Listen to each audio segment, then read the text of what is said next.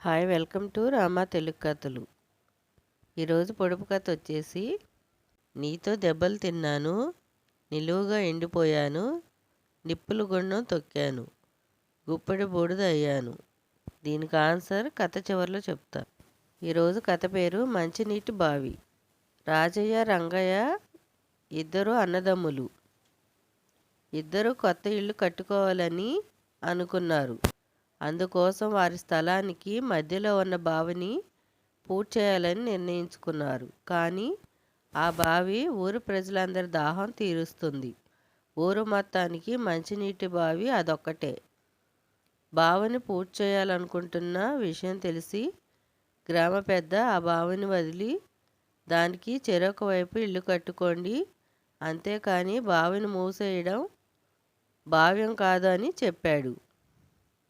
కానీ అన్నదమ్ములు వినిపించుకోలేదు. దాంతో గ్రామ పెద్ద ప్రభువైన అక్బర్ను ఆశ్రయించాడు. ఆ సమస్యను పరిష్కరించమని బీర్బల్ను ఆదేశించాడు అక్బరు. రాజాజ్ఞ మేరకు చిత్తం జహాపన అంటూ బీర్బల్ లేచాడు. రాజయ్య రంగయ్యల వైపు చూస్తూ స్థలం మీదే కనుక బావిని పూర్తి చేయడం కూడా సరైనదే, కానీ బావిని 2 అంటే 2 రోజుల్లో పూర్తి చేయాలి. పూడ్చకపోతే 3వ రోజు బావిని గ్రామ పెద్దకు అప్పగించాలని చెప్పాడు. బీర్బల్ తీర్పు అన్నదమ్ములిద్దరికీ నచ్చింది. ఆనందంతో ఒప్పుకొని వెళ్ళిపోయారు.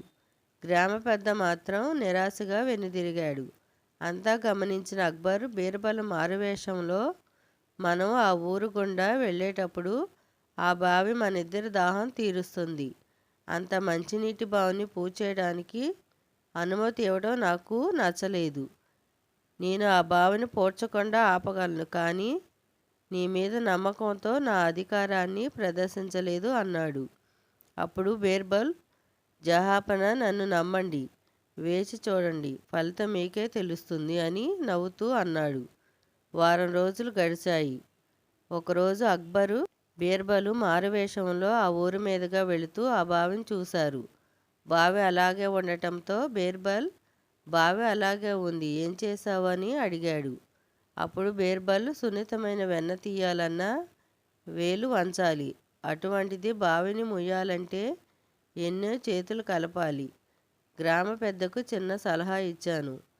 నా సలహా పాటిస్తూ గ్రామంలో పనిచేసే వారిని బావిని పూడ్చేందుకు అన్నదమ్ముల ఇంటికి వెళ్ళనీయలేదు. తోటి మనిషి సాయం లేనిదే ఏ ఒక్క పని చేయలేమని రాజయ్య రంగయ్యలు తెలుసుకున్నారు. సాటి మనిషి సాయం లేనిదే బతకలేమన్న విషయాన్ని గ్రహించారు. 2 రోజుల్లో బావిని ముయ్యలేక బావిని గ్రామ పెద్దకు అప్పగించారు అని వివరించాడు.